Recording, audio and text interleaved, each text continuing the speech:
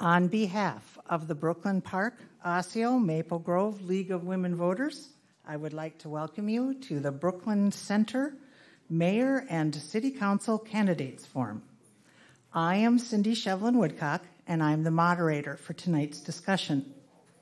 The mayoral forum will run from 6:30 to 7:15, and the City Council forum will begin at 7:20 and end at 8:10 or so. The Brooklyn Park, Osseo, Maple Grove League of Women Voters does not support or oppose any political party or candidates.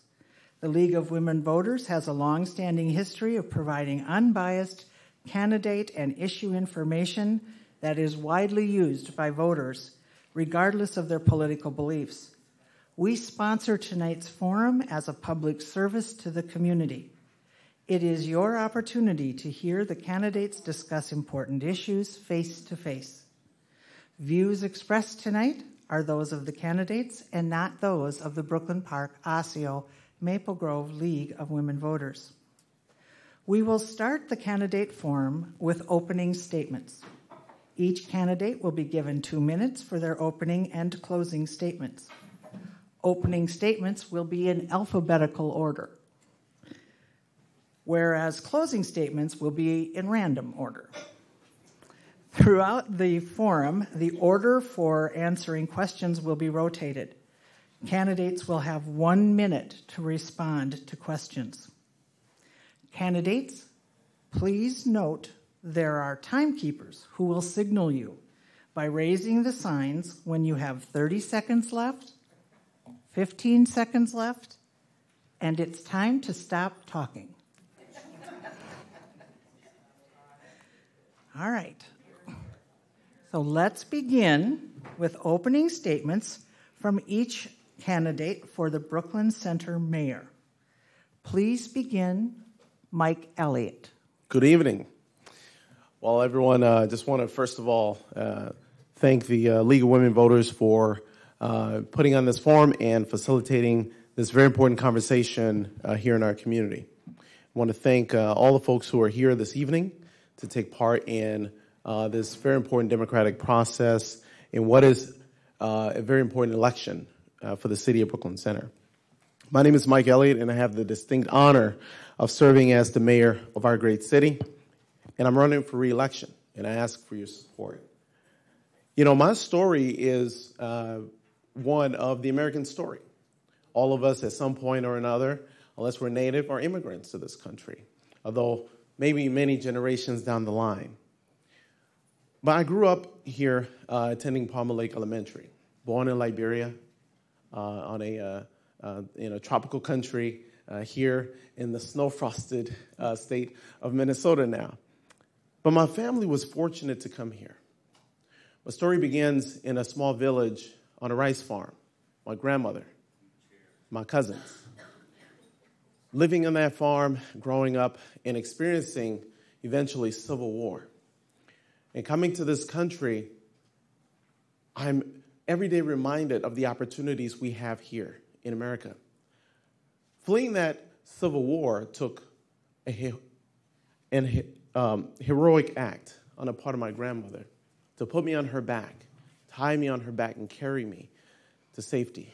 And eventually, we were able to fly out of the country and come here, settle in Minnesota, attend Palmer Lake Elementary, Brooklyn Center, junior, senior high, graduated from Hamline University. The greatest privilege in the world is to live in this country and have the opportunity to thrive.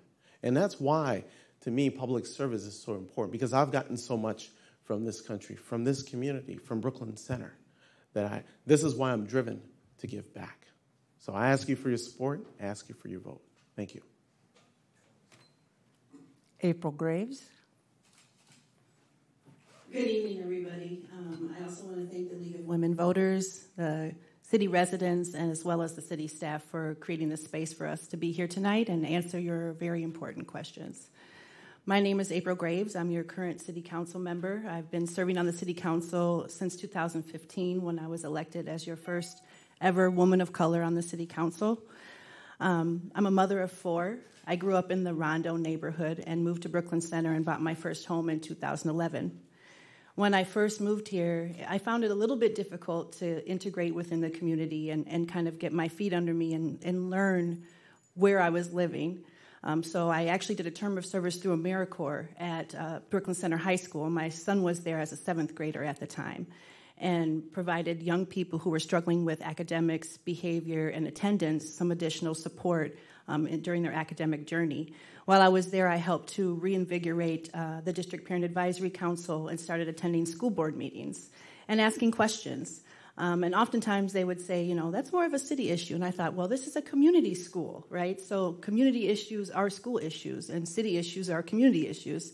But it got me thinking about running for political office. I first thought about school board because I'm a youth worker at heart, and I've been doing youth work for a long time. And young people help keep me young and help keep me inspired about the future. But eventually I thought, well, who's running for council? And at the time, there wasn't anybody that was really running that looked like me, that was younger, that was a woman, that was a person of color. And so I decided to run, if nothing else, to inspire others to step up to that mantle as well.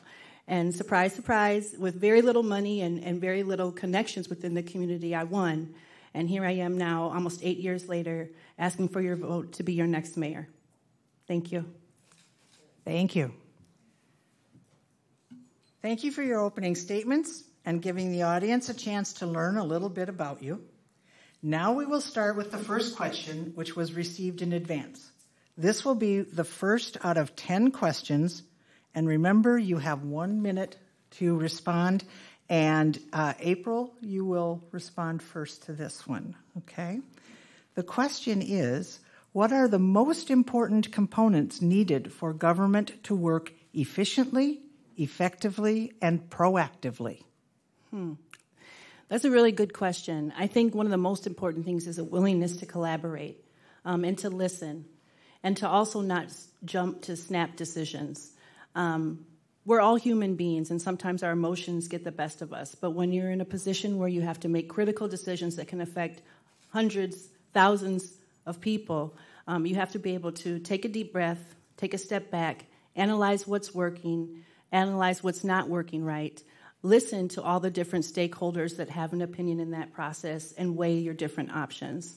I also would say that even though sometimes people buck against sort of the traditions of the past, I think that we can learn from the past. The wisdom of the things that came before us, as well as the innovation of the things that are yet to come, are an important balance to take. I would also say grace and compassion and empathy. Because if you can't empathize with someone that has walked a different path than you, then you're not going to be a very good leader. We lead by example, with both our head and our heart. Mayor Elliott? Yes, this is a very important question. I think that the most effective government or any organization is one that listens to the people that they serve. And this, for me, has been the most important aspect of my tenure as mayor thus far. Since I became mayor, we have created more opportunity for individuals to come to the city council meetings and speak and give their input on so many important topics. We've done it with the work sessions, allowing more time for individuals. There are even times when individuals want to share something in the meetings, and with the consent of my colleagues, I make room for that. We've also emphasized community engagement. Now, more than ever, so many of the decisions that we're making, we are gathering the consensus of the community. That is key to how we move forward as one people, as one Brooklyn Center. Thank you. Thank you. The next question, Mike Elliott will begin. We've gotten several questions on this, so we've tried to consolidate them together. There's an understanding that Brooklyn Center is implementing a new structure and procedure for responding to 911 calls. What is your assessment of the impact? Can you describe what this new procedure is, and has it been effective? Thank you for that question. I'm happy to answer that. So, of course, like anything else, we have to evolve as a community. Law enforcement, let me be very clear, plays an incredibly important role in our community. Having police officers respond to emergencies is a central, critical part of what we have to continue to do as a community. got a 15-year-old daughter. If she dials 911 and needs the police to be there, I want them there as fast as possible. However, there are calls that police themselves have said they don't want to go to. They're not qualified to go to. Barbers in this country used to perform surgeries in the barber shops, and they don't do that no more, right? Because we have professionals that do that kind of thing, that are trained specifically for that. What we're setting up is a community response team, and we're doing this work in collaboration with LEAP, Law Enforcement Action Partnership, retired law enforcement personnel that have looked at our 911 call data and have said, these are the types of calls you want somebody else going to. Mental health calls, calls related to social work, the types of things that the police are not trained to go to and they don't want to be going to anyway. We haven't implemented it yet, and we will, and then we'll be able to see how effective it is. April Graves, do you need me to reread the question? No, Okay. no. I actually think that, most of the question was answered fairly well. So far, right now, there's not a new way that the police are responding as of yet. But, the implementation committee has been doing the work of studying different responses, especially specifically to mental health calls, as well as some traffic stops, although that wouldn't be a 911 call. And I do think that work is important. I think that we have to be careful about not going to one way or the other. The police should feel able to respond to calls, but we also want to support them in that work as well. So if they end up in a situation where they don't have the expertise, where like a social worker is needed or a mental health professional, we want them to have that resource to support them. I do work actually in my full-time job at the Office of Violence Prevention. And so I do work from a public health approach that understands that violence is cyclical, that it can be spread like a disease, but that it can also be prevented.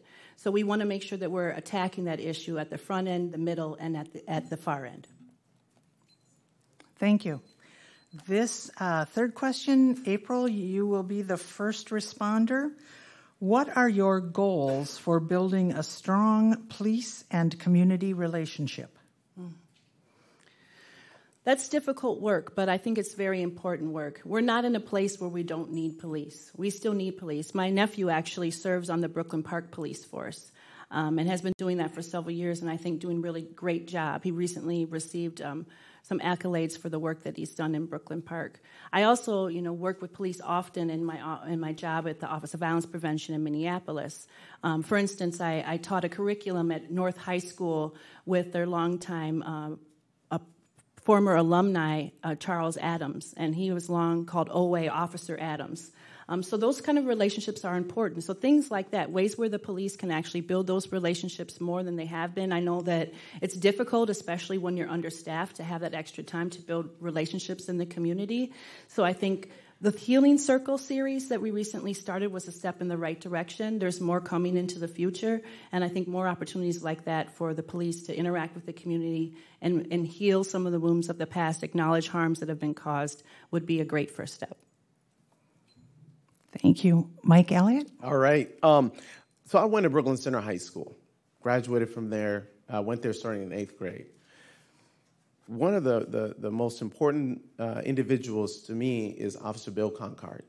And he didn't come off as someone you would readily, dislike or hate. He came off as someone who was there to help you. He was incredibly supportive.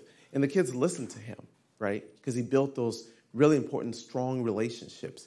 That's really what it comes down to at the end of the day. How are we building strong relationships? So we have an opportunity now to do that. We have a new police chief that very recently I attended a community forum with him in the local barbershop. We had conversations just sitting there as people. And those are the kinds of things that we need to do. I was driving through Minneapolis a couple nights ago, and I saw about 10 police officers on horseback. I think we need to get some horses here in Brooklyn Center as well and get our cops on it, getting them going through the streets. So, but whatever we can do to get officers out there talking with members of our community is important to do. Thank you. There are just so many questions about the police safety, and I'm debating if we should move on to another topic or not. This one kind of is related. It's about the community. What makes Brooklyn Center a special community to live in and do business in? And this would go to Mike Elliott. Oh, thank you so much. I'm going to start with our great diversity. I mean, we all know Brooklyn Center is perhaps the most diverse city in the entire state of Minnesota. And as I walk around our community, going door to door, talking to our neighbors, I get to say, Nanjong, Hola, Sawadi. I get to say these greetings in all these different languages, and it's deeply enriching. How do we find a way to continue to connect as one people is one of our major challenges. But that is, I think, essentially what makes us a great place to live, work, and play. Now, DEED has said, the Minnesota Economic Department has said, communities like ours are going to be are going to lead the economic growth of this state. So how do we continue to work together, build the capacity to make sure that we're taking advantage of that great diversity and making sure that we're creating a safe, stable community where it's safe to live, play, and work? Thank you. April Graves? Yeah, definitely the diversity. That was a big selling point for, why I decided to come here. My family is very diverse, and so being immersed in different cultures, I love to travel. I love to learn about other people's traditions and beliefs is a big selling point. But I also think the accessibility of where our city is located is really important. We have the benefits of being close enough to the big city and to jobs, but also give us hopefully a little bit of cushion from feeling too smashed in as if we were like living on Lake Street.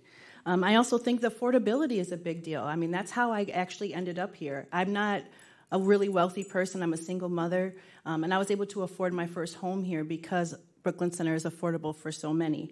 But I would be remiss if I didn't mention our parks, our beautiful parks, our trails, our connection to the Mississippi River.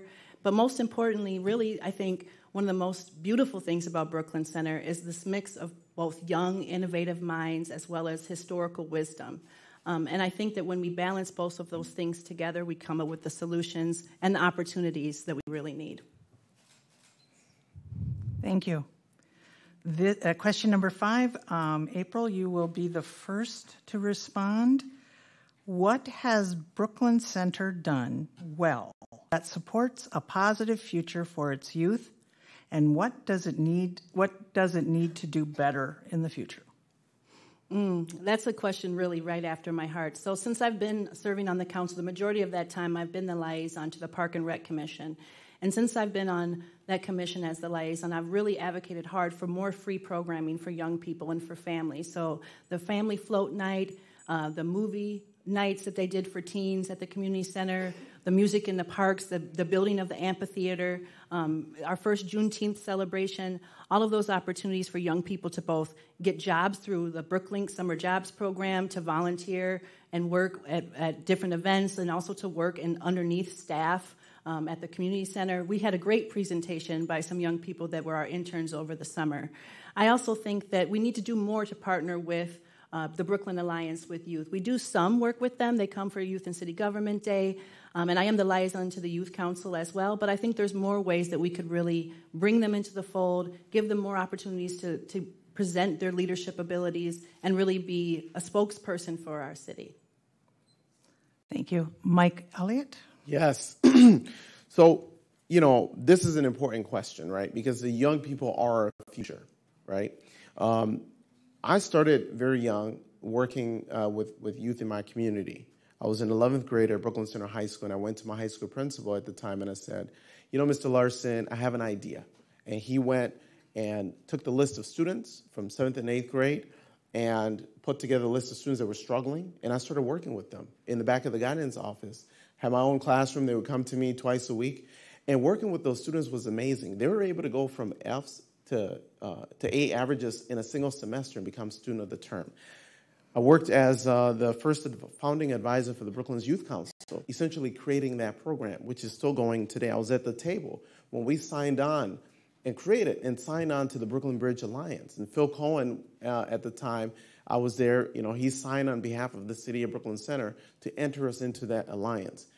I want to see a place where we can build a new youth center here where young people can go and build a vision for their future and get help, building a resume, getting a job, or essentially creating a new vision for their lives. Anyway, I'm really passionate about this, so I'm excited for this question. Thank you. Okay. So question number 6, how does a priority for protecting our environment get included in city development programs and policies? What are your priorities for protecting the environment? And Mike Elliott would be the first responder. Okay, great. Thank you all so much. Thank you for this question, I should say. This is an important question. One such area that we have to be really mindful of is when we're building transportation systems. Highway 252 is a project that was proposed before I became mayor. And when I became mayor, working with the Highway 252 Safety Task Force, we really quickly recognized some of the environmental impacts, potential impacts of that highway project. It's just maybe 100 feet or so from the Mississippi River. It would affect the wildlife there, and it would bring about twice as many cars through the city of Brooklyn Center in an area that already has the most highest asthma rates in the entire state, right? So we've got kids here that have asthma that are being hospitalized at the highest rates in any other community in the state. So we took a step back and said, let's reevaluate this. Let's see how we can still obtain the goals of safety, but let's do it in a way that does not put our health at risk. That is one example of how I fought to make sure that we're protecting the environment here in Brooklyn Center and protecting our health as well. Thank you. April Graves? The environment is something that's really close to my heart. I spend a lot of time in nature in my backyard. Part of the reason I bought my house, actually, even though it's on Brooklyn Boulevard, I have almost half an acre in my backyard. And I have an apple tree and a pear tree, lots of plants that me and my mom tend and my kids tend. And just connecting with Earth is a big part of my own spirituality and way of staying grounded. Since I've been on the council, I've tried to explore some ideas. I looked into the wind turbines. I actually went to a young elected official conference in Colorado and learned a little bit more about some different energy ideas. It's been a little bit more difficult to implement, I think, some of those grandiose ideas at the city level in Brooklyn Center, but it's still something I really care about a lot.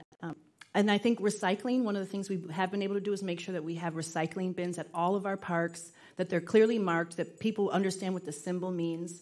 I'm an avid recycler myself, and I notice a lot of places where that opportunity is actually not there, where there's just a trash can or nothing at all. So I still think there's a lot of work to be done around that. I'd like to see Shingle Creek cleaned up, and I think that we're doing some positive steps with the opportunity site to help improve the quality of that water. Thank you. Mike, did you respond to that question? I did, got yes. myself lost. I did. Sorry. All right. Question 7. How strong is the Brooklyn Center current economic and business situation? What would you do to strengthen the business environment for Brooklyn Center? And the first responder would be April Graves. Now, that's a tough question. A lot of my attention has been focused on supporting small businesses and entrepreneurs in the city because I really think that that's the fastest growing sector. In fact, we have some data to back up that belief. And so I felt like that was an important way to really support both some of the smaller businesses that we have in the city as well as those that might want to open their business in the city. And there's more work happening there around our rezoning as well. So for people who have businesses that are served out of their home. I do think that some of the bigger sites have been frustrating. So, for instance, yesterday I went to Rue 21 with my daughters. They wanted to get a couple more things before school today. And they said, oh, everything's off store-wide, 50% off. I said, why is the great sale? They said, oh, we're closing. And I said, what? That's so disappointing. But then I thought, well, it's also good that soon Michael's, I think, will be occupied by Burlington Coat Factory. So, 2 steps forward, 2 steps back. We're going to keep working on it. I'm not going to act like it's an easy answer, but it's definitely something that's important and that I will make sure that I advocate my hardest and best for. Thank you. Mike Elliott. Oh, thank you. Yes. So when I became mayor, we had lost Target, we lost Sears, we lost, of course, the Brookdale Mall, we lost the Pep Boys and all of that entire area. We lost Best Buy, Audio King. The list goes on and on and on and on. And this has been happening now for decades here in Brooklyn Center. I think that we are turning the tide. I The council has not approved what's going to go where Target is now, which is a new international food village that will be similar to the Uptown Global Market. That will have a food court, ability to walk in there and get a bite to eat with a community play park outside. If you haven't seen it, take a look. It looks really, really, really great. I think it's going to lift our community up. But we are on the move. We have a plan for the empty lot that used to be the old Ford site dealership, what is called the Opportunity Site, that we're going to move on and get development happening here in Brooklyn Center. But we need to continue to support small businesses. Since I've been mayor, I've advocated for getting more loans and grants to them and making sure that we build the physical infrastructure so that those businesses can thrive here in Brooklyn Center. Thank you. April Graves? No, wait a minute. No, I asked question 8, right? Sorry. Okay, rookie. It's okay. All right, thanks. Housing and transportation. How do you feel, or do you feel Brooklyn Center has adequate affordable housing for its residents? How would you describe the relationship between landlords and renters in general? And Mike Elliott. Well, affordable, right? It's like affordable for who is the question. Some people say we don't want any more affordable housing in Brooklyn Center until you hear about someone's story, a woman who has 3 children but pays $1,800 a month for an affordable housing unit. And so you ask the question, is that even truly affordable? When we build the new affordable housing over here at Sounder Point, it's about $1,100, $1,200 a month for 1 bedroom. So is that truly affordable? We call it affordable housing. We have to be really careful about what we say when we say affordable housing. But the point is that we just need to make sure that people can afford where they live so that they can be able to thrive. Because housing is, for instance, crucial to health. It's crucial to kids being able to have stability, to be able to thrive in school. So we need to make sure that we continue to build affordable housing in Brooklyn Center, but we build housing at all different income levels, right, to make sure that we have a variety of options available when people are looking to move here to start their families, but also grow here by moving to other housing options in our city as well. Thank you. April Graves? Yeah, I will say, like I said, if it wasn't affordable to live in Brooklyn Center, I wouldn't be here. I bought my house as a foreclosure for $90,000, and I was approved for $95,000. So if that wasn't available to me, I never would have been able to buy a home. I looked in Roseville and in St. Paul, where I grew up, and wasn't able to find anything that I could afford. And I agree that my mortgage actually is less than my son's rent for his 1-bedroom apartment. It's less than my daughter's father's rent, and he lives in Brooklyn Center. But I do also believe that we need to have a diversified housing base, both for tax purposes reasons, so we can provide the services that our residents need, as well as to give options to people who are able to elevate themselves economically, such as I have since I've lived here, so that they don't have to actually leave Brooklyn Center in order to level up into a more appropriate home for themselves. Or if they move in and it's a starter home and they have 1 or 2 kids and now they have 4 or 5, we want to make sure that they have a place in Brooklyn Center to keep growing their family. Thank you. The next question, this is question 9. Do you support ranked choice voting? And second, the city has had discussions about the possibility of using ranked choice voting for local elections. Would you support a resolution in support of state legislation that removes regulatory barriers and helps communities like Brooklyn Center adopt ranked choice voting if they wish? And this is first person to respond is April Graves. Yeah, in general, I actually do like ranked choice voting. I think it gives you an opportunity to really see. It's not either or then. You can say, oh, this is my first place, second place, and then we wait and see how everything kind of falls out.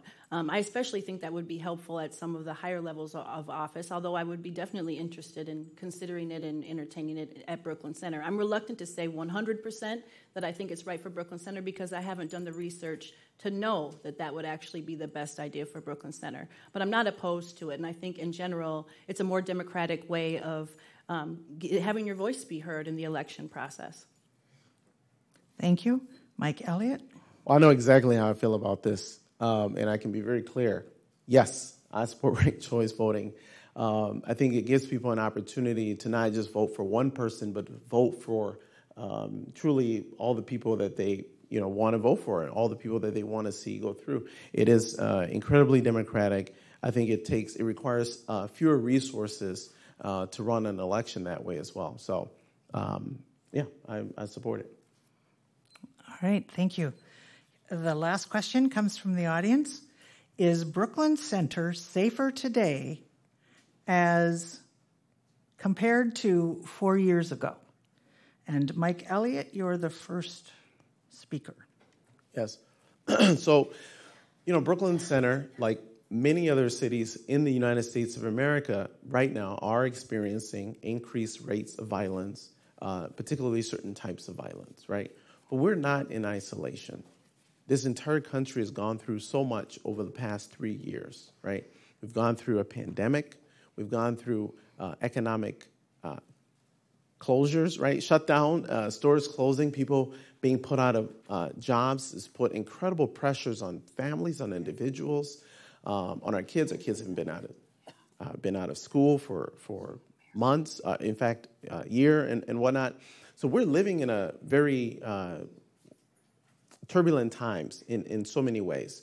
So yes, we have seen some increased rates of violence, but I do believe that if you look at the historical data, compared to 10, 15 years ago, crime is actually still way, way, way down. It is up compared to the last 4 years, but historically it's still way down. But we don't want to tolerate or have crime happen in our community anyway, right? No matter what the level is. So we have to work together to make sure that we're holding folks accountable, but at the same time, we're creating opportunities to make sure that we're able to address the root of these issues as well. Thank you. April Graves? Well, right away I thought to myself, well, how do you define safety? And I think that's a little bit different for everybody. But I will say that, I've done outreach work, like street outreach in North Minneapolis. I was part of an organization called the Minneapolis Youth Coordinating Board that had an outreach and engagement team. And I often would do outreach downtown Minneapolis, along Broadway, on Penn, on Lowry, boots on the ground, just walking kind of the strip and interacting with people. And I can tell you that I don't feel as safe walking those streets now as I did 4 years ago. In fact, I probably have avoided driving through some of the areas that I was walking over the last 4 years. And I think that that's a result of many of the things already mentioned, mental health, COVID, desperation, people feeling like they don't have any options or have any belief in what is possible. So it doesn't feel safer to me. And I worry about my kids. I'm very protective of my daughters, 13 and 15. But I don't feel like Brooklyn Center is an unsafe place. There's definitely moments where I don't feel safe, but I also believe it's still a wonderful community. I'm not afraid to go to the park. I'm not afraid to walk to the store with my kids.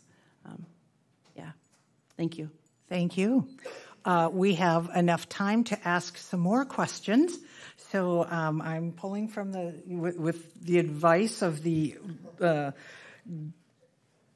question sorters back there. I'm pulling some more questions. This one is Mike Elliott will go first, and the question is, why did you support or not support changing our council manager form of government? Yeah, this is, I think a question that ultimately needs to be settled by the residents of Brooklyn Center. The council manager form of government, the mayor-council form of government, these are all forms of government that are practiced throughout the United States of America. In fact, the latter, which is the mayor-council form of government, is practiced in more cities throughout the United States than the city manager form of government. There was a study done at Yale that found that the city manager form of government is not necessarily more effective than having an elected mayor that is accountable to the voters be in charge of running the city. We have examples here where in Minneapolis and St. Paul and Duluth and in some other cities where you do have that form of government. But I think ultimately it comes down to accountability. Do the voters get to vote on and decide and choose and hold accountable the person who's making all these day-to-day decisions about running the city? That's really what it comes down to. It's a fundamental question. It's not about me. It's not about the committee that put this forward. It's not even about the city manager. It's not about the city council members. Ultimately, it's about the voters. Who gets to decide who runs our city? Thank you. Michael Graves. April. Thank you. I actually think for Brooklyn Center it's less democratic because since I've been on the council, there's been lots of different people that have been elected, and ultimately the consensus of the council is the direction that is given to the city manager. The city manager is educated. He has a doctorate in public administration. He also has years of experience in running a city, whereas me as a public health specialist and other elected officials may not have that experience at all. Not to mention, the city manager is not politically motivated. He's not going to make decisions based on like what he wants to do next in his political career, which could be the case for any number of elected officials. So I think that it's a more democratic process. The accountability comes by those that you elect into the position. If you don't like the consensus of the council members or where they've been voting, then you don't reelect them. And if we don't like the way the city manager is carrying out our consensus, then we have the ability as a council to fire him. Thank you. All right, let's see, I think we're on question 12. How would you describe the current state of the Brooklyn Center Police Department as it is now? And the first responder is April. I think we're rebuilding. We've lost quite a few officers, but we've also hired quite a few. And there's a lot of good folks that have been part of the Brooklyn Center Police Department that are still with us. We have a new police chief. We've started, as I mentioned before, this Healing Circle series. And actually, I did participate in one. I didn't go to the one at the barbershop, but I participated in the one that was at the community center, which I felt was a very, very powerful circle. It included the mother of Dante Wright, Katie Wright, and some of the members of the implementation committee, and our police chief, as well as, I always forget if he's Lieutenant or Sergeant Fresland. And it was a very powerful conversation. It was uncomfortable at times. I listened a lot. When they asked me, to provide some input, I said, well, can I say what I've been hearing? And what I tried to do is say what I was both hearing from the police as well as from the community members, where I felt like there was some understanding and consensus, as well as where I thought there was more work that needed to be done. So I feel positive about the work that we're doing to rebuild our police department. We still have a ways to go to fill all the positions, and we still have a lot to do around our alternatives to public safety that we're working on, but I feel positive about the direction that we're going. Thank you. Michael? Thank you. So we've, I think been through, of course, probably the most challenging times as a police department, as a city, and our police department has gone through the most challenging times in our history, right?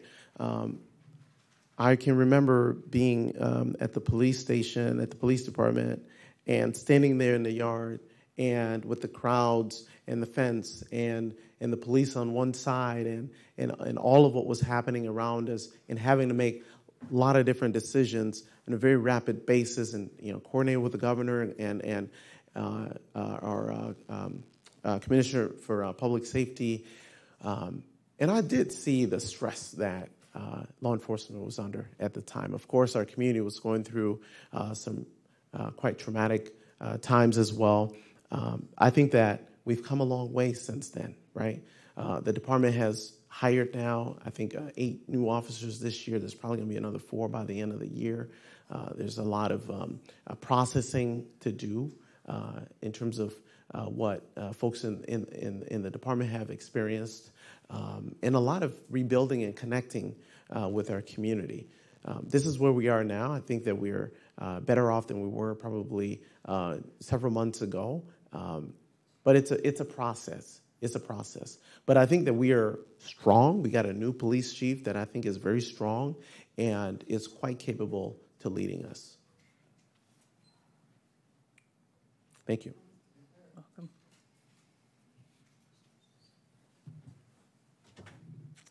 All right, the next question is Brooklyn Center is a 62% plus majority people of color community. Yet this candidates forum and many other important meetings are attended primarily by white people. What measures can be taken to increase people of color participation so that there is full representation of the people of our city? And the first respondent is April Graves. That's a difficult question. I think, from my own experience as a city staff member, a lot of the time you can create opportunities and you can put things into place to try to make it easier, things like daycare, try to get people to come because you got food available. But ultimately, sometimes people's schedules don't permit it. So trying to do it during times where people are more available, making sure that you're advertising and communicating it in as many ways as possible and as many languages as possible. Bringing the actual forum to a community site might be something that we could do that we haven't done yet, rather than having it at council chambers, which might not feel as welcoming to some folks. Those are some ideas, and I think it's difficult because no matter what you do, you might not always get everybody that you want to show up. But I think as long as you're making the effort to talk to people out in the community, at their homes, at their doors, at other community events, hopefully even if they don't show up at the candidate forum, you still have heard what they had to say and are taking into consideration when you're making decisions. Thank you. Mike Elliott. Yes, thank you. This is how I started this forum, is the importance of engaging community, making sure that community is at the center of all the decisions that we're making.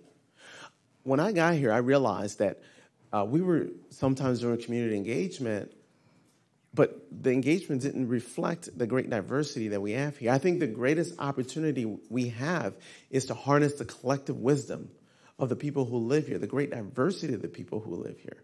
So I've been really intentional about my participation in the process, saying, look, we not only need to have engagement, we need to measure who we're inviting. We need to measure who's there, who's being engaged, and then we need to work to find ways to make sure that we're engaging the people who are not necessarily showing up when we just put the notice in the Sun Post, right? Because not everybody reads the Sun Post. Kevin, as wonderful as the Sun Post is. So we have tried to be innovative.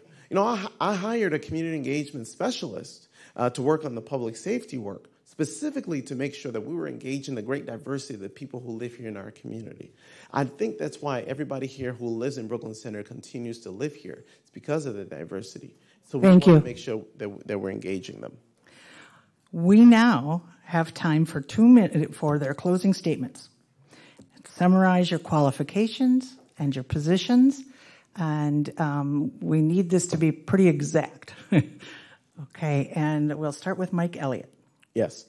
So I couldn't be more proud to have to hopefully continue to serve in this position as mayor for the city of Brooklyn Center.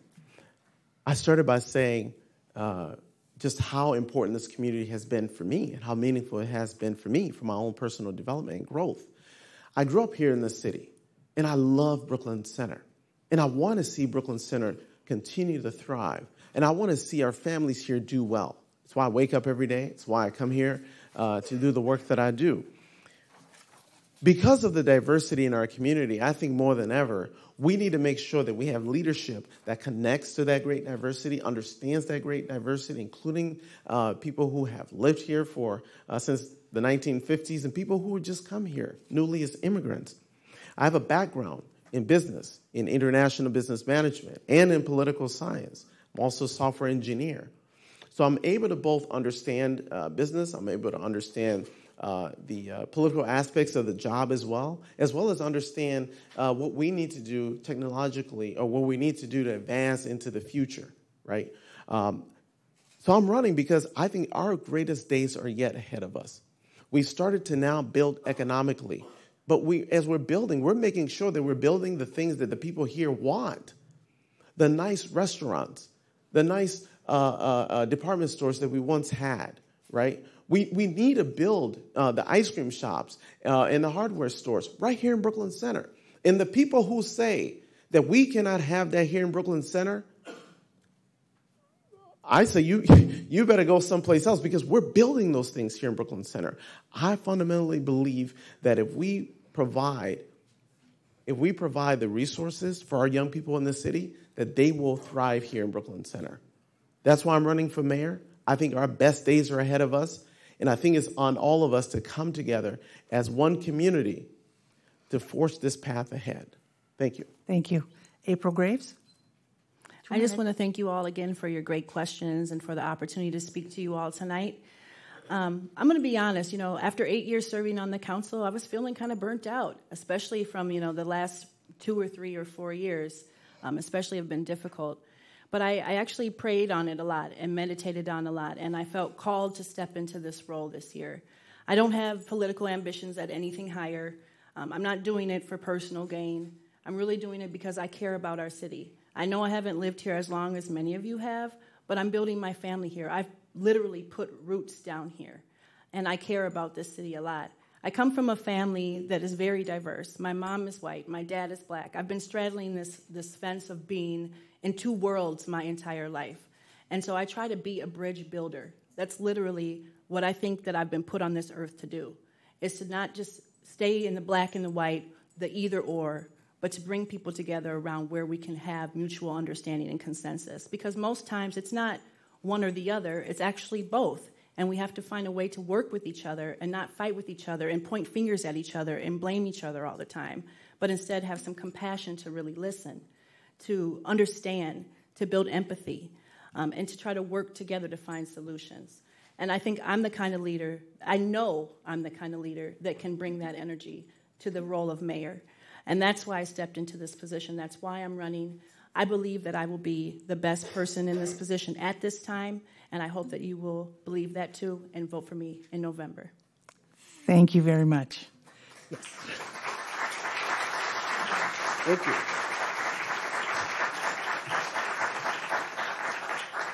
You did great, holding your applause. That was very good. Okay.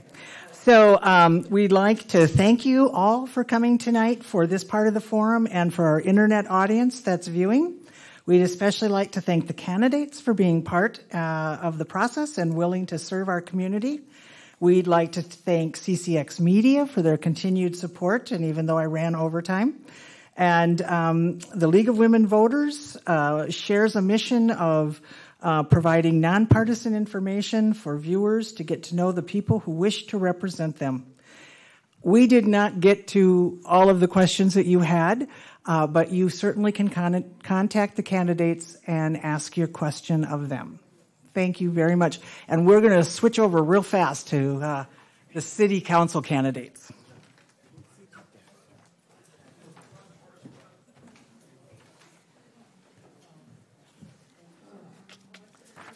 Yeah, thanks. Thank you. First time. Can you tell? Yeah. I was sweating.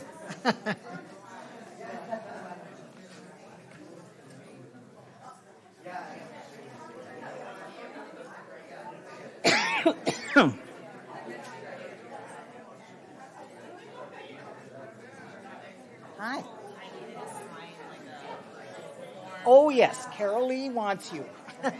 Where is she? Let's see. There she is. There's Carol Lee. She needs to sign your form.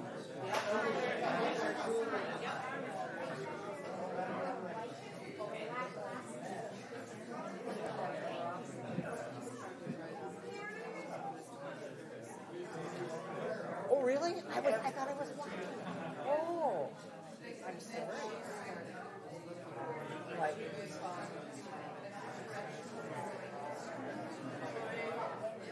I'm sorry. I thought there was no reason. I only caught it. But you know, we had so many questions.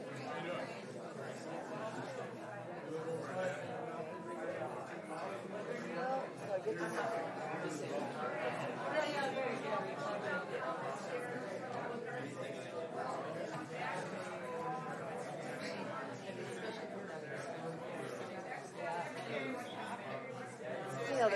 I think I paid attention to it really closely at the beginning, and then they were both stopping right away, and then I didn't pay attention to it. That's what I mean. So the sneaky thing. Yeah. Okay, so This is what's hard is not having a number. So they're numbered on here, they're not numbered on here. I gotta learn.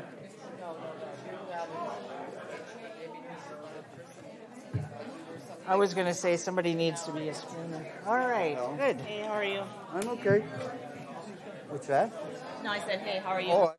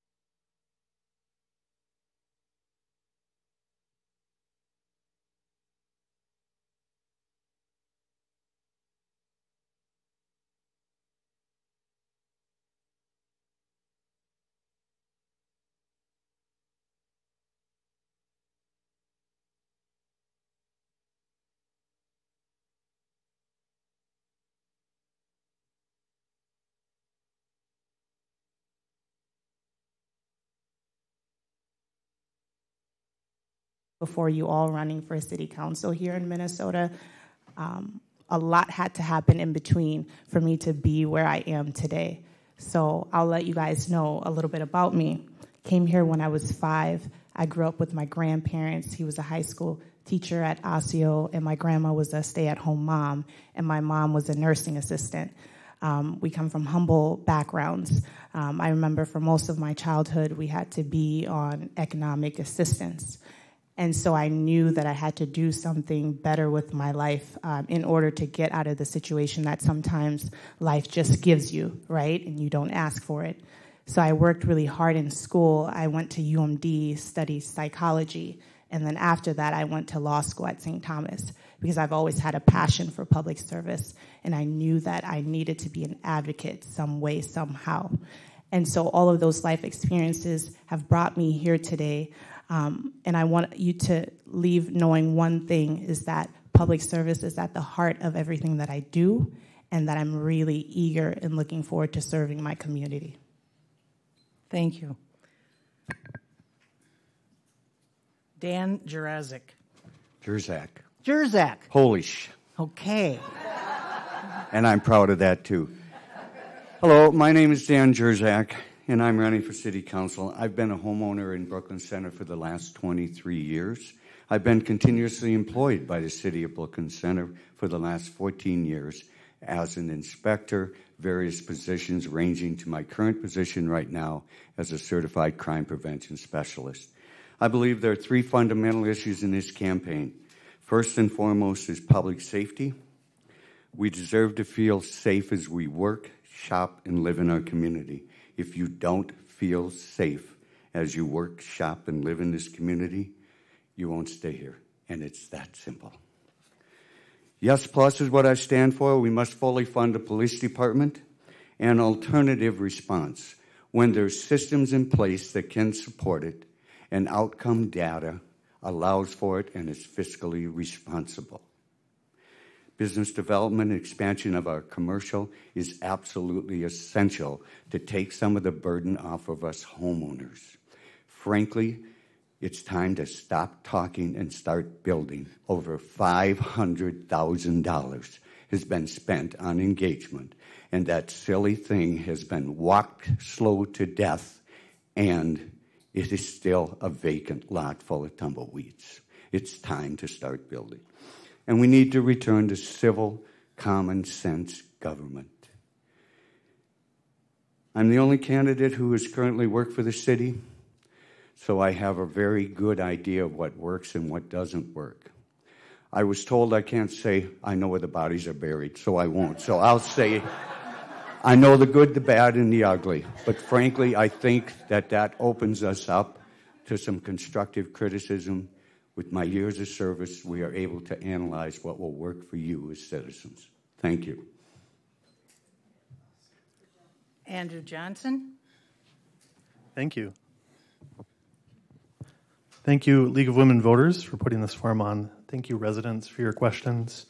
There are a lot better things that we could all be doing tonight. There are a lot better things I could be doing tonight, but we make time for what's important to us, and it's encouraging to see so many people here wanting to hear about the people that would potentially represent you in the future. My name is Andrew Johnson, and though I share a name with the 17th President of the United States, I don't have higher aspirations than this office, much like April Graves. I do have a wide range of professional experience, including management, office administration, information technology, web marketing. The list goes on. I currently work in health information technology for one of the largest mental health and behavioral disorder clinics in the Midwest. And I think the most important city involvement that supports my candidacy for this position is that I've been a resident of Brooklyn Center for the past 9 years. I've seen the good, bad, and the ugly of Brooklyn Center, and I do believe that our best years are ahead of us. Beyond that, I'm a hard worker, I'm a good listener, I'm an innovator, and I have a strong moral compass, and I would consider it an honor and a privilege to receive your vote for City Council. Thank you. Tanisha Cragnis. Hello, I'm Tanisha Cragnis. I've been living in Brooklyn Center for over 20 years. I've owned my home here for 20 years. I am married to Myrna Cragnis' grandson. He has the privilege of being my husband for the past 10 years. And we have 4 children together. I have been an accountant for over 20 years. I love math. It's one of those things you either love or you hate, and I love it so much that I actually joined the Financial Commission. For 12 years, I've been serving on the Financial Commission board. I'm the board chair for the past 4 years. I love what I do. I love serving my community. I've always been a part of serving my community. Even when I was in college, I served in sororities to be a part of the community, to give back, and just take a pride in where you live. And that is why I'm running for city council. It's time to do more, to step up and do more for our community. And I'm excited for the opportunity. Thank you. Thank you. Thank you for your opening statements and giving the audience a chance to learn a little bit about you. Now we will start with the first question, which was received in advance. This is question number 1 out of, we think, will be about 6 questions. We'll see how that all goes. The first question is, and the order of the questions will be Tanisha, Andrew, Ka, and Dan. My handwriting's terrible. Dan. Okay. What are some of the ways that you have been involved in Brooklyn Center, and how has this prepared you to serve on the City Council? Thank you for the question. I've been involved, like I mentioned, on the Financial Commission for 12 years. I also served as the board chair for Odyssey Charter School when my children went to that school before that school closed down. I've always been PTO president, wherever the school need a chaperone, at the school, anything that the school needed, especially for the children. I am a big shopper, so I have given lots of money to Brooklyn Center. My husband can contest to that. So I have been serving my community in that way as well, and also just making sure that I'm giving back. And I think that actually being a resident, being here, and I care about where I live. It's my home, so I take a pride in it. So when I'm serving on the financial board or going and talking to people, it's different because I actually care. I'm actually here and feeling the same thing that other people are feeling and trying to figure out how do I make it better, not just for me, but for other people. Thank you. Andrew? I said this earlier, but I've been a resident for 9 years. I think that's very important. That's as a representative on City Council, you represent the average person, and I am an average person. I've jumped at many volunteer opportunities in the city, and I pride myself in being an informed voter and an informed resident of the city that stays up to date with all the goings on in the city. Thank you. Huh? Yes. So I remember in high school, I begged my mom to get my first ever job, and she was very hesitant because she wanted me to focus on school. But eventually she let me get a job, and my first job was a teen library assistant over at the library on Shingle Creek. And so working in that position, I know it was many years ago, but the one thing I take away from it now is the important role that access to resources plays in our community. I think that, the library that we have provides a lot of access to the resources to the community that helps uplift them.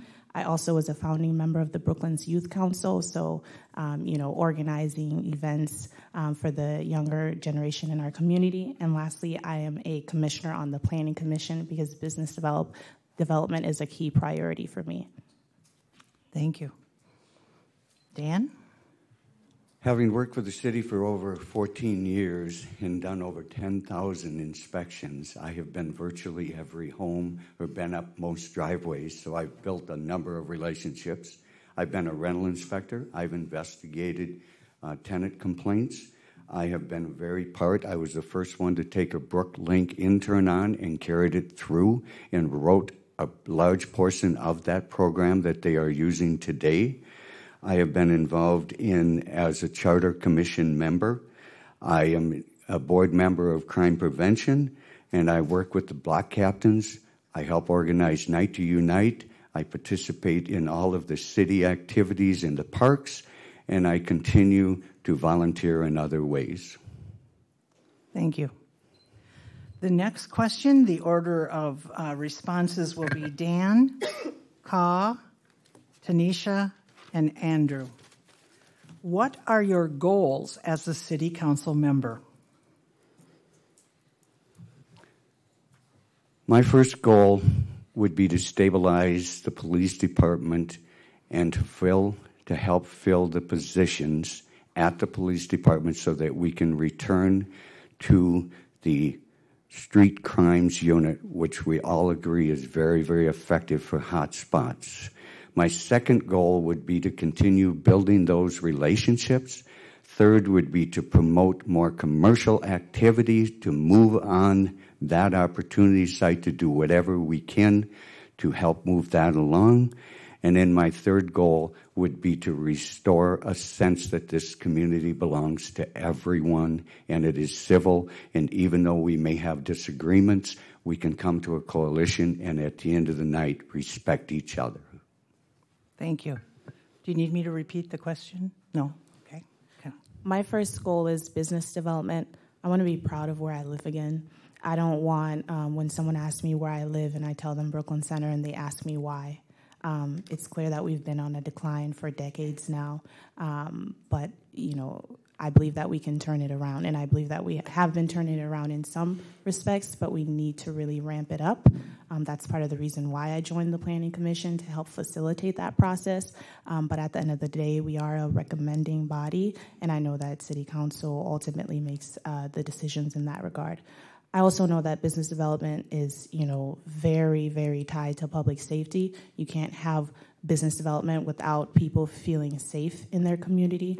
And so public safety is also another of my priorities. I know that it's multifaceted, but I'm ready to be collaborative to basically help figure out which initiatives that we can pilot. What are we doing good, and what do we need to improve on? Thank you. Let's see, Tanisha. I want to unite and repair our community. When I moved here 20 years ago, I was so proud to live in Brooklyn Center. And to this day, I'm still proud, regardless of what's going on, because it is our community. And I believe it's up to us to get it back to where it should be. And I think we all have to take accountability and ownership of that and work together to build that back where it should be. Public safety is huge. I want to feel safe. Everyone here wants to feel safe. So we have to work together to figure out how do we get back to that position that we need to be in. I want to bring new businesses here. We live here. This is our home. We have to work together to keep our businesses and bring new businesses and make people want to come and live here and stay. There's been so many people in our neighborhood that have lived here for 30 years and then they move away. It's sad. I want to stay here forever. This is my forever home. So I want to make sure that everyone around me also feels that way. So I think we need to work together, have the public safety, have the new businesses and economic development. But it's going to take all of us to do that. Thank you. Andrew? It's good to know that I'm in good company with many of the goals here. I think public safety has to be the number one goal, even before business development. Businesses are leaving because their employees don't feel safe. And so people who live, work, and play here need to feel safe. They deserve to feel safe. We have to address public safety and ensure that people do feel safe. Then I would agree that business development needs to happen. We need to retain the businesses that we do have, and public safety will tie into keeping those businesses. But we also need to attract new businesses. and I would look into whatever ways I can to make that happen. Thank you. Okay, so the next order of questions will be Andrew, Tanisha, Dan, and Ka. And the question is, what are the most important components needed for government to work efficiently, effectively, and proactively? So I think some other candidates have already said it, but I think key is for government to listen, because we represent the people that vote for us. That could be as simple as responding to emails, even if they don't ultimately vote for your stance on something. Communication and being an active listener when residents have concerns is so key. It's probably the most important aspect of having an efficient government. Thank you. Tanisha? I might just jotted down the quick things. I think we need to have trust, experience, knowledge, and being transparent and being honest with people about what's going on, and making sure you have no ulterior motives, that what you're doing by serving the community is for that reason.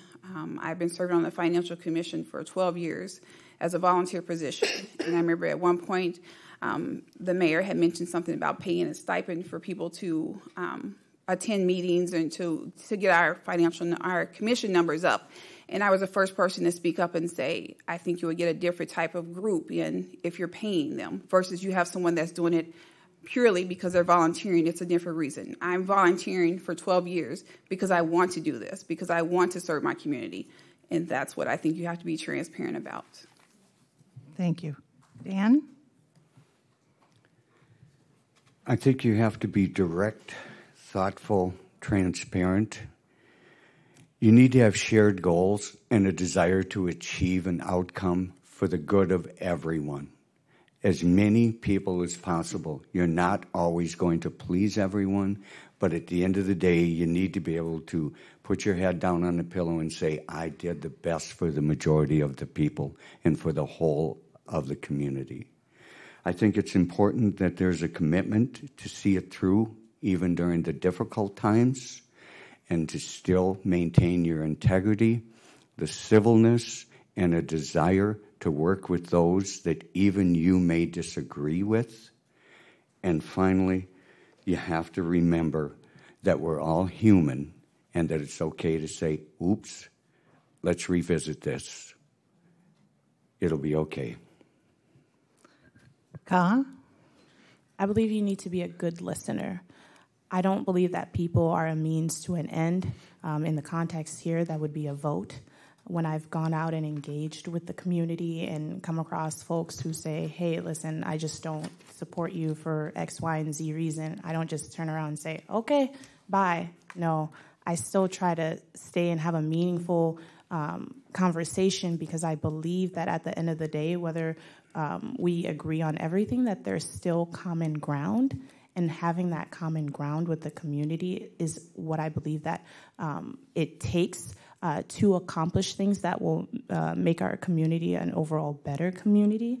Of course, there are no-win situations, but we just have to move forward with that mindset. So being a good listener is the first and most important thing. Thank you. Okay, so question 4. The order will be Ka, Dan, Tanisha, and Andrew. What role does City Council have when addressing the current crime rate? The role City Council has, again, going off of the last question, is to really listen to what the community is saying when it comes to crime and why they don't feel safe and why certain crimes are happening. Again, crime is multifaceted. It's not just one reason why crime is happening in certain pockets of our community. But once we start to engage in those conversations, then we can move towards actually implementing what the larger body of the community wants. Again, as City Council, we work for you. I'm not here to promote my own agenda. I'm not here to, run the show. I truly serve at the pleasure of you all in this room. And so that's why City Council, that's the role City Council should serve. I believe an important role from the mayor and the council is to let the police department know that they are supported and they are fully funded. You can't keep freezing positions. You can't keep trying to defund them and sending mixed messages to them. You need to get behind them and you need to support them. You need to investigate things that can work in cooperation with them, have them invited to the table with you, share common resources such as embedded social workers, not duplicate systems that don't exist. We simply can't afford it. It's not fiscally responsible. It's not feasible. We need to all be at the table. It's all hands on deck all the time. Thank you. Tanisha? The Brooklyn Center mission statement is to ensure that there's a safe community. So it is the City Council and the mayor's responsibility to do what its mission statement says it is supposed to do. You are electing people into this position to speak on behalf of you. If you don't feel safe, you're putting someone in position that's going to put resources in place to make you feel safe. So it is the City Council and the mayor's role and their responsibility to fulfill that, what you are electing them to do. So that is the reason why I definitely agree that they have to address the crime, and it starts right there. Thank you. Andrew? I would agree that that one of the roles of City Council is to support the police, specifically support them in doing their job and enforcing the law, not sweeping crime under the rug, not getting buried in statistics, but actually addressing things that will proactively fight crime.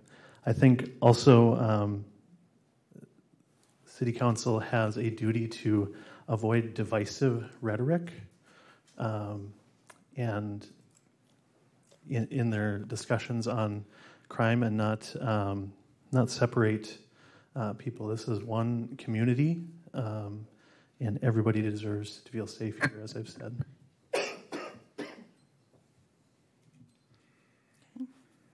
Question 5. Brooklyn Center is a racially diverse community. How can this diversity be used in a positive way to unite our city? And the order of questions is, or responses is Andrew, Tanisha, Ka, and Dan. Well, I think it's great that we are racially diverse. I think we tend to only focus on race a lot, but people can't control the amount of melanin in their skin. So I think there's almost too much of a focus on a difference that we can't control. I think we should celebrate diversity and explore ways to bring everybody to the table, regardless of race or ethnicity. Thank you. Tanisha? I believe we need to be more inclusive in bringing the community together. Growing up, I was always been in situations where you're told, like, you can't do certain things. And so I always challenged that. And I would always do the best that I could. I graduated top of my class. In college, I was a president of the Honor Society, president of the Accounting Society, vice president of my sorority, all at the same time while taking full classes. So I feel I take those challenges, and I think we need to do that more with our community. I think people may feel like they're not included in things or it doesn't pertain to them. So I think we have to get that knowledge out there, making sure that people feel included, getting them the information. Information is so important. Just even these forums, the opportunity to come and listen to people and talk to people and get the idea of how someone else feels about something else. It may be different on how you were raised and someone else raised, but I think we all have common goals together, but you won't know unless you have those conversations. Thank you. Ka? I think the best way is to just embrace our differences. Race is a topic that, makes people feel uncomfortable, and, maybe we just need to sit in that uncomfortableness, honestly, in order to even start having discussions about it. I think once we can be honest with ourselves that we're all different, but it doesn't mean that we all have to be distant from each other because we're different, then we can really start moving forward in monumental ways as far as like bridging the gap between the racial communities in our community. I also agree too that I'm really tired of the division and the divisive communications that have been surrounding race, and so I think taking advantage of how diverse our community is and just facing it head on is how we can move forward. Thank you. Dan? Unfortunately, diversity has become more and more synonymous with division, and that's sad. What we have in common is our binder, and what we can discover about each other is our adventure and our destination. And I say that insincerely because I'm excited about finding out about other people, what they think, feel, how they live, and the only way I can do that, and consider this, it doesn't cost anything to say good morning or hello or how are you doing. Even if you're unsure, just that effort of reaching out to try to break that barrier. Thank you. All right. Question 6. The order of responses will be Dan, Ka, Andrew, and Tanisha. Climate change and demands on water will impact the Mississippi River. What does the city need to do to protect the river and other water resources in Brooklyn Center?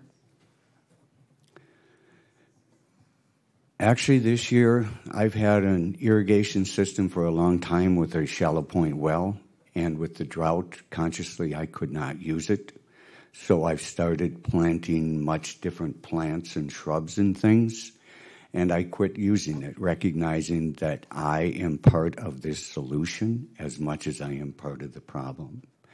I think that we have to, as a city, really work on conservation and coming at it as a group and as a whole with individually what it is that we can do. And there's a lot of educational components to that, like as simply as don't leaving your water run while you're brushing your teeth, don't start your showers early. There's many, many simple things that add up to a lot of things that in the end can make a difference. And each one of us are responsible for our part of that. I think you have to not only just talk the talk, but also walk the walk.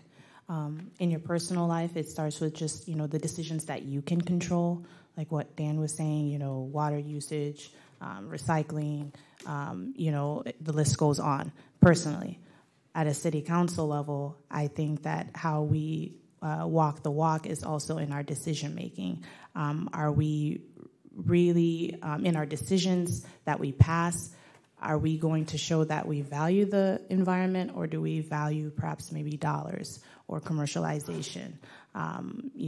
We really need to be honest with ourselves and not just, saying it up here on a platform, but actually in the proposals that are passed, show that you actually value the environment, that you want to protect our water systems, because I can sit up here and talk all day about how I want to protect those resources, but if I vote one way on a proposal, that'll say something else. So, thank you. Thank you.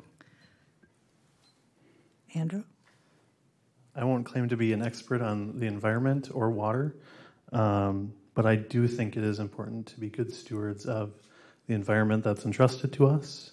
So as a city council member, I would support policies that reduce unnecessary waste, policies that keep our parks, trails, sidewalks, and streets clean. And also I think it'd be important to incentivize businesses or individuals who utilize clean or renewable energy sources and are being responsible in protecting and conserving the environment. Tanisha? I view the economy like I would my body. Like my organs, I should say. It's not mine. I'm an organ donor, so there's things that I don't do because I'm going to give these organs to someone else. So I think it's the same concept that you do with the economy. You're leaving this to someone else, your future. So there's things that we need to do to conserve that, so our future kids and grandkids can enjoy those same things. And so I view it the same way. So we need to educate people and let them know what they can do individually to try to help now that is going to surpass all of us. Okay, thank you. All right, question 7 comes from the audience. The order is Tanisha, Andrew, Dan, and Ka. All right. Do you support a city manager form of government? I do. I believe in our city manager. I believe in the process that takes that person to get in that position. That person is showing that they're educated. They go through a intensive interview process, and they are put in that position for a reason. There's no political gain behind that position. They're not trying to please anyone based on anything like that. They're in that position because they have the knowledge to be in that position. So I do support that form of government. Thank you. Andrew?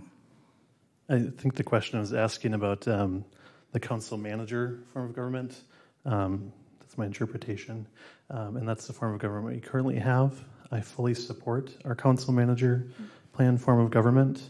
The part-time nature and minimal pay for elected officials de-incentivizes them from becoming career politicians and encourages servant leadership. As Tanisha said, we have a highly educated and experienced city manager and staff who are entrusted with the day-to-day operations of the city. I'm not an expert on that, but they are. So they are vital to that form of government. And those who are advocating for other forms of government, which under the guise of accountability, I've looked through the proposals they have, and without implementing other checks and balances, it actually does the opposite and allows the mayor to subvert the will of the people and the council. Thank you. Dan? I absolutely support the current form of government. I think that shared responsibility distributed amongst 5 members who are accountable by election is not only necessary, it's prudent. I think we hire experts to do the day-to-day job. The job of the council is to listen to the community and to bring that into form of a policy. I look at it this way. You go to a physician or a surgeon to operate on you. I don't want a politician running my city because of the potential for abuse. I want the best, most qualified person to run the city who's going to be fiscally responsible and carry out the duties, not someone who wants to appoint their buddies or friends to carry out their political career. End of the discussion. Oh, wait a minute. I'm going to have to get my teacher face on here. Huh? The number one thing I'm looking for in a form of government is checks and balances. So as it currently stands, our council form of government right now has checks and balances.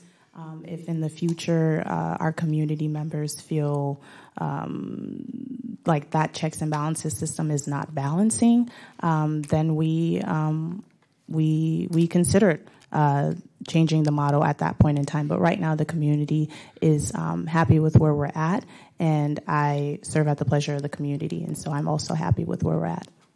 Thank you. So this is going to be our last question before closing statements. And the order will be Ka, Dan, Tanisha, and Andrew. And there were several questions about Highway 252. What is your perspective on MnDOT's building a 6-lane freeway through Brooklyn Center? So my understanding is that many residents, or the majority of the residents, were not in favor of the 6-lane highway.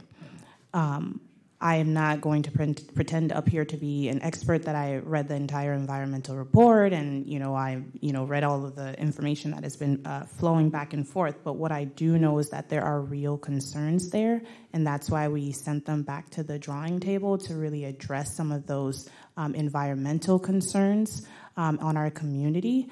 And so as a council member, that's our duty to make sure that our residents feel safe and are safe in every aspect of life.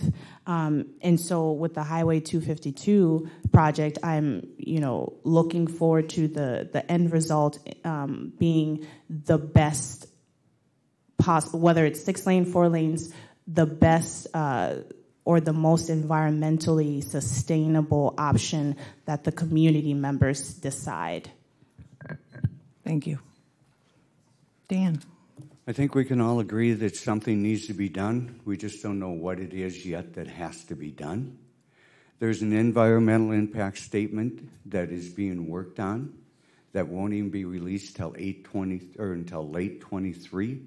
Funding at earliest would be 26. Obviously, there is strong feelings on both sides. You have to take community input. You have to consider all those things.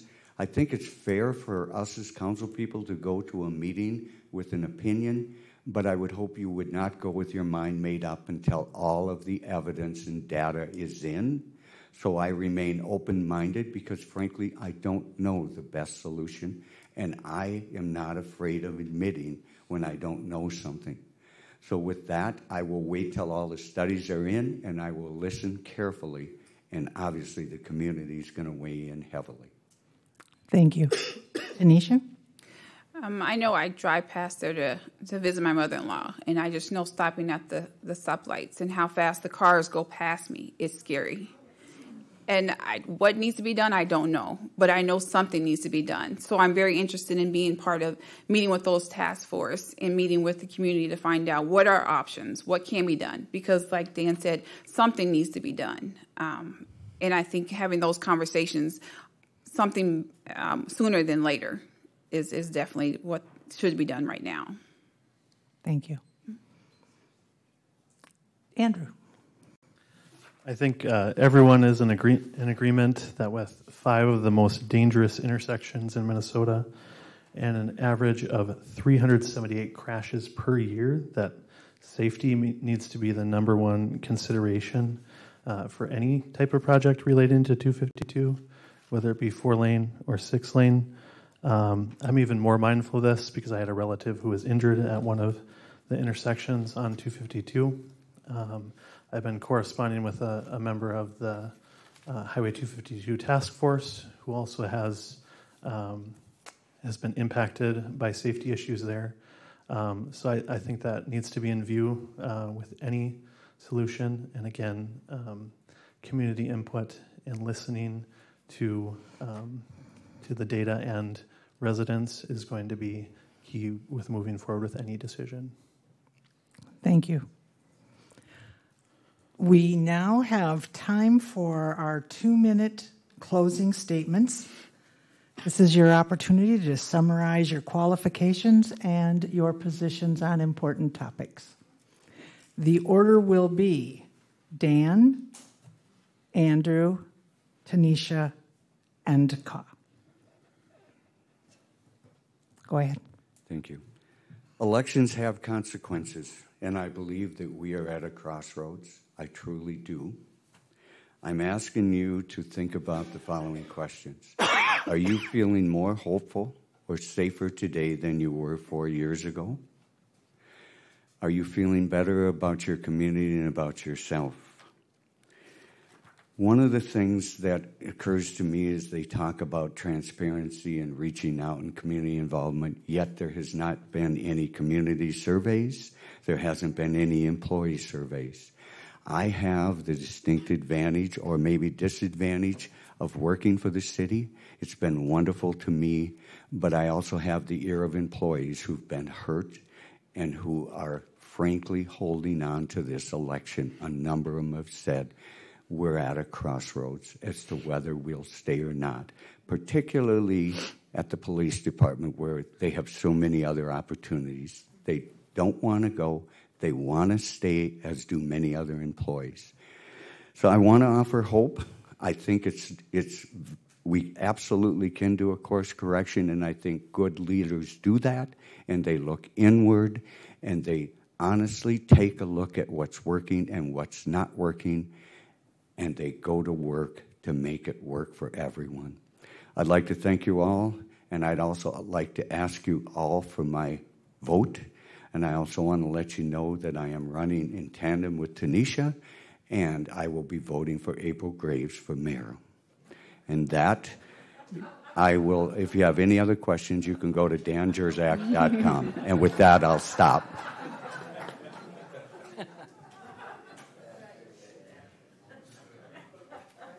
Andrew? So I also want to thank the League of Women Voters again. I want to thank the residents. And, I'm just thinking of the words on Dan's campaign literature. It says exceptionally qualified. I think all the candidates up here are exceptionally qualified in unique ways. So you voters are going to have a tough choice going into the voting booth. But I hope that you would vote your values, whoever you vote for. And don't get caught in the small issues. Make sure your candidate aligns with your values. I believe in being quick to listen, slow to speak, and slow to become angry. I intend to listen as much as I can to constituents of differing perspectives so I can synthesize their feedback into solutions that make sense for the whole community. I also believe in hard work and servant leadership, and I've put a lot of work in engaging people where they're at, and if I am elected, I plan to continue that momentum. I would humbly ask for your vote and for your consideration. I'll be voting for April Graves too, and you can find out more about me at andrewcurtisjohnson.com. Thank you. Tanisha?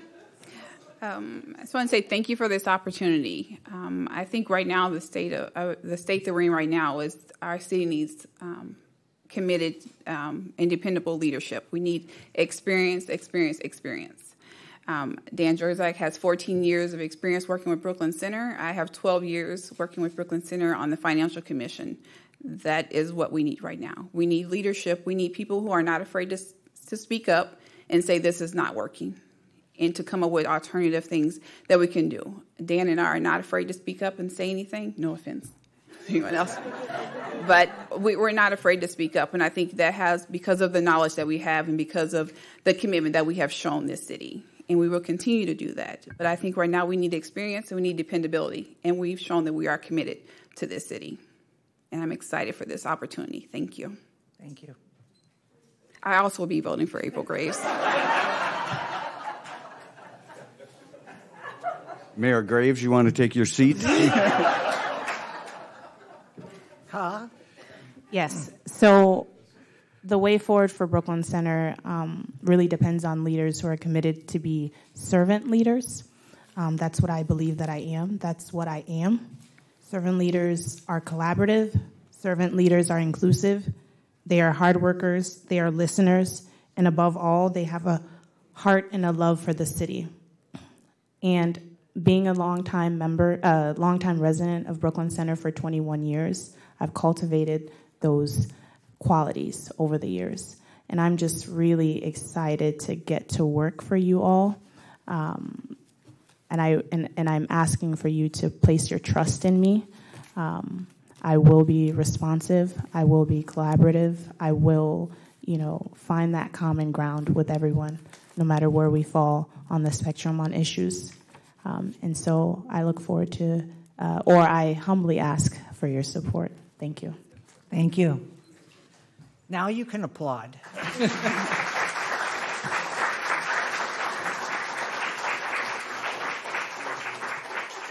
Thank you very much, candidates, for being with us tonight. The Brooklyn Park, Osseo, Maple Grove League of Women Voters would like to say thank you and to the audience that's here and the audience that is watching us online and those that will watch it later. We would especially like to thank the candidates for being part of the process and for being willing to serve our communities. We'd like also to thank our friends at CCX Media for their continued support.